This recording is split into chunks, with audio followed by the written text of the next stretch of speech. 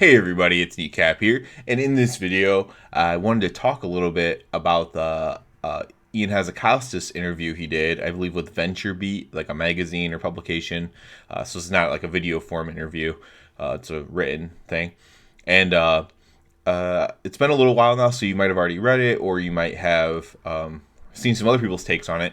But there's some really interesting nuggets, at least to me, in there that I wanted to comment on before we actually start getting to 9.2 and stuff, which apparently might be sooner than we initially thought. I don't think it'll be super soon by any means, but it is, as of me making this, already starting to be the. Oh, it's not on the PTR yet, but it's like in the step before that. So we'll see with that. So I kind of wanted to get this stuff out here ahead of time and kind of project a little bit on some of the things that Ian said. So first of all, mostly, Ian's a former lawyer. He does speak in lawyer talk a lot, and a lot of the beginning of the interview was like that, where they're asking him more about the cultural problems, the whatever sexual abuse issues, I guess maybe you'd call it, at Blizzard, and he was giving very lawyer answers. They were fine answers, but they were very lawyer speak, and that part was fine. If he didn't say anything groundbreaking there, so if you care a lot about that issue, he's not gonna like super make you happy with it, but he did say correct things, I guess you would say. And the WoW team itself isn't the issue, right? The WoW team's fine. It's actually more of, not that the WoW team's fine. The WoW team caused a lot of the issues, but like the current people, like Ian wasn't a part of all that nonsense. So the WoW team is trying to make it better themselves as much as they can, but whatever. The part that's more interesting, at least in terms of my channel, are more of some things when they started asking about the future of World of Warcraft. So one thing was that I thought was a big step, honestly, and a lot of people are actually kind of shitting on him for it, but he basically admitted that they were just wrong about Shadowlands. And it takes a lot to admit that, because this is something that they put a lot of work into, and a lot of their heart and soul, and their thoughts and stuff like that. And it's hard to say that that's wrong. What I would say is, imagine yourself, right, in this situation. Imagine something that you've worked hard on, something that you're very sure about, for example, and then having some people come in and be like, no, you're wrong. Not just that you're a little bit wrong, but you're completely wrong. And the natural thing for almost everybody is to kind of push back against that and say, no, I'm not. You're being over dramatic, whatever. And then take into account that these people that are doing it are people that are a lot of times over dramatic. So they were actually correct about a lot of this stuff. And by they, I mean, some of the bigger content creators, some of the people that get like alpha access and have personal connections to the devs. They were right about a lot of the stuff in this case, but they've also been really wrong before as well. They always love to point out when they're right, but if you don't point out when you're wrong, I don't think you deserve to point out when you're right, frankly. You should just call it like it is. But so basically, Ian admitted this. They were basically just wrong about Shadowlands. They were wrong about Covenants. They were wrong about Conduit Energy, and they were wrong about how much replayability the Shadowlands had, like as far as leveling up. That's why they had to do the Threads of Fate. And like most of their mistakes, they learn good things from that, but they have to continue to apply those things going forward. And that's where some of the stuff gets lost, because they stop applying the stuff that they learned going forward. So it seemed, the reason why I'm hopeful for it is because this is the first time where they just flat out said, yeah, we were just completely wrong. Normally he tries to do double speak or whatever. And, I think that there's still part of them that are like, well, I think there's part of them that think, well, if the rating community didn't, if the high end rating community didn't exist, all this stuff wouldn't filter down and stuff like that. And there's some merit to that argument, but the real thing is, now that you can switch covenants, now that there's no conduit energy, the game's just easier, and easier is better, especially when you're in like a slow time of the game. Like, there's so many slow times in WoW, even on good times, not during slow patches. So yeah, admitting you're wrong completely like that, I think, was a good step, because they might be more willing to admit they're wrong earlier in the future. Psychologically speaking, at least, it's possible, and hopefully that is the case. You have to be hopeful in that case. Some other interesting things he mentioned pretty much two more I want to talk about. But they asked him about if there's going to be a 9.3. And the first time I read it, and the first time I heard someone else read it, like when I was watching a video myself, is I was like, oh, there's definitely not going to be a 9.3.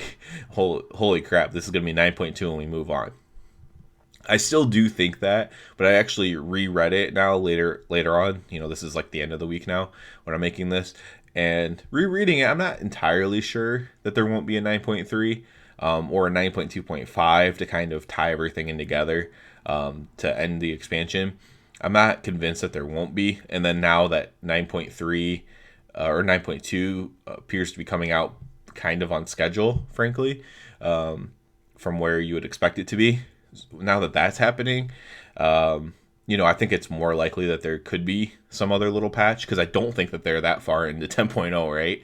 So I think that there's got to be, they have all these concepts and stuff for Shadowlands already, so I think that they're going to have to work with those while they're working on 10.0, the next expansion, in the background. So I think it's definitely possible that there is another patch where that's just a 0.5, like I said, to tie everything together, or if there is a 9.3. I think it's possible now. I would still lean that there wouldn't be, but it's definitely possible. I don't really care either way what it is, as long as it's good, as long as like the raid is good, and as long as it's fun, and if they apply these things that they learned as far as alts, as far as just having the game be more fun, at least for like one thing I always say is maybe after like a month, you just unlock everything, freely transfer stuff to alts, stuff like that. After like the world first race is over, the raid's already been cleared, there's no more spoiler effects or anything like that.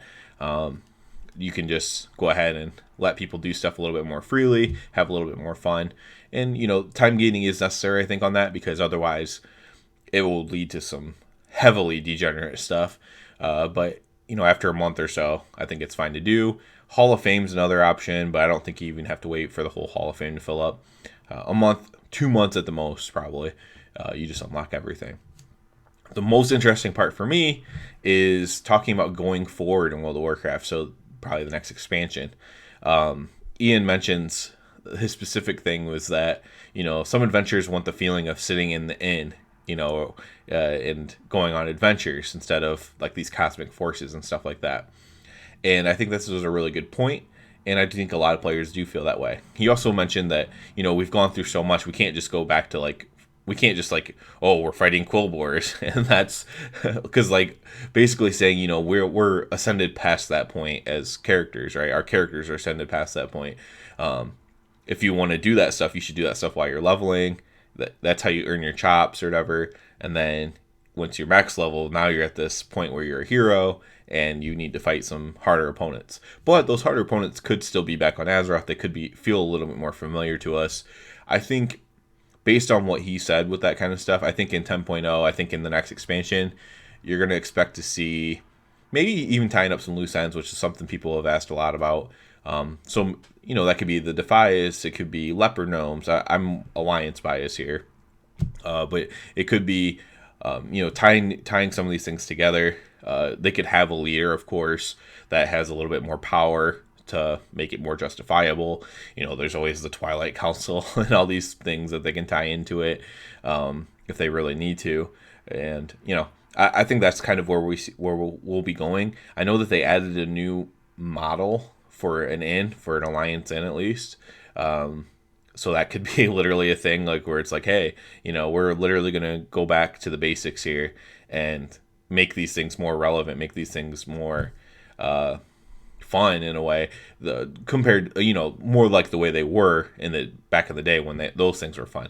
I think one thing, for example, just inns in general, binding your Hearthstone, it's still important for the first time you're leveling through or something if you're speed leveling, but binding your Hearthstone just doesn't feel the same anymore because it's not really at an inn hardly ever. And finding an inn used to be kind of something that was important. It's I found the inn, I can get rested experience here, I can set my Hearthstone here. And I think that's kind of something cool too. And so they might literally take that as their foundation, and build from that. And I'm pumped for that. I think some people will be underwhelmed, understandably so, because we were on a cosmic scale, and some people like the cosmic scale. I don't mind it myself, but am totally down for getting back to the old stuff, especially if loose ends are tied up. I'd be very, very happy about that, actually. So if you watch any of my videos where I do like a diatribe of what I do to make WoW better, I always have to mention things like, progressing zones, tying up loose ends, as far as like, why is this, we've done this quest 10 million times to retake this area, how come they don't have this area? So I'd like to see that kind of stuff finished up as well. So, but yeah, I'm overall very hopeful about it. I don't think, like, everybody just wants to do this whole hate thing on the interview and hate thing on everything. I mean, that gets a lot of clicks, a lot of views. But overall, I'm very just positive about it, because there's no reason not to think it's positive until they prove otherwise. So yes, Ian could be lying that he thinks that they messed up with Shadowlands, or he could just be telling the truth. So let's just wait and see. I do get the idea where if somebody lies to you a million times, then you just assume that they're lying. But I don't think he's really lied before. I don't think he has a history of lying. I think he just has a history of being wrong, right? And you can say, well, if someone's wrong all the time, they're just going to keep being wrong. I like to believe people can change, though. Call me naive. It is what it is. I do like to believe people can change, though. So that's it for this video. As always, I do ask you, please subscribe to the channel. It helps me out so much. And other than that, everybody, have a good one.